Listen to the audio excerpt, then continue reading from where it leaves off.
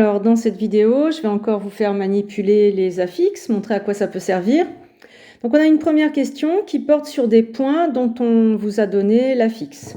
Et on vous dit de montrer qu'ils sont alignés. La question est assez fermée. Alors l'idée, c'est d'abord de démarrer géométriquement, vectoriellement. Pour moi, il y a un critère que vous devez connaître, c'est que ABC aligné, ça veut dire que vectoriellement, les vecteurs AB et AC sont collinéaires. Et peut-être que collinéaire, vous l'avez traduit comme ça.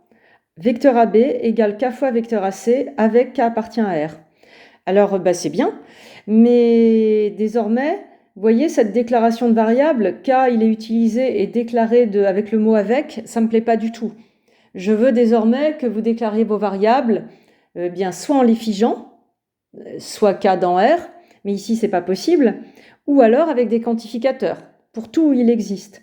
Donc ici, ça va être un quantificateur, lequel, vous devez comprendre que AB et AC, on les a pris dans l'énoncé, ils sont figés. Et donc forcément, quand on dit qu'il y a une écriture comme ça, K, il est très particulier. Ça ne peut pas être du pour tout cas. Donc là, ce que je veux que vous fassiez, c'est que vous ayez compris que ça veut dire il existe K réel tel que AB égale KAC. Et maintenant, on va passer en affixe. Là, ça veut dire il existe K appartenant à R tel que l'affixe du vecteur AB est égal à K fois l'affixe du vecteur AC. N'oubliez pas vos équivalences successives, vous ne pouvez pas affirmer que ABC sont alignés. Ce que vous dites, c'est que la valeur de vérité de ce booléen, vrai-faux, c'est la même que celle-là. On va donc aller calculer les affixes à partir des vecteurs, à partir des affixes des points. Voilà le calcul. ZAB, ZB moins ZA. J'ai rappelé ce qu'était ZB et ZA parce que j'avais pas sous les yeux, mais donc vous pouvez être plus rapide et passer directement à 6 moins I. Et l'affixe de AC, on trouve moins 6 plus I. Et maintenant, qu'est-ce qu'on peut observer? Ça me semble assez simple. Eh bien, on observe que ZAB, c'est moins 1 fois ZAC. Donc, on a bien la collinéarité. Et il n'y a plus qu'à l'écrire. J'observe ainsi ça.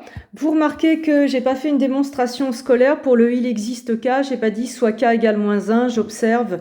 Je l'ai donné parce que c'est vraiment une petite propriété très simple. Quand en langage logique, je vous fais rédiger, c'était pour débuter. Donc bien évidemment, au fur et à mesure du temps, on peut avoir des choses comme ça, un petit peu moins scolaires. Et il n'y a pas de problème, votre rédaction est acceptée. On comprend que vous savez gérer ce il existe. Une fois de plus, j'espère que vous avez compris l'importance des équivalences successives. C'est parce que vous avez observé ça et qu'il y a l'équivalence que vous pouvez affirmer que ABC aligné est vrai. Alors, dans la question suivante, on vous demande si on peut préciser quelque chose à propos de ces points.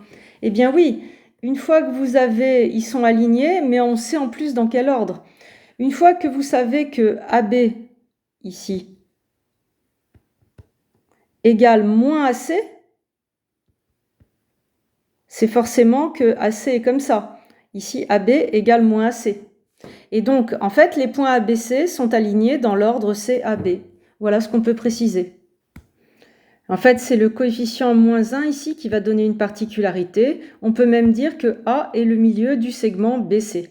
Donc les points ABC, ils sont alignés avec A au milieu du segment. Alors c'est peut-être pas CAB comme ça peut être BAC aussi. Ça, on ne sait pas, vous voyez, c'est cette configuration-là ou celle-là.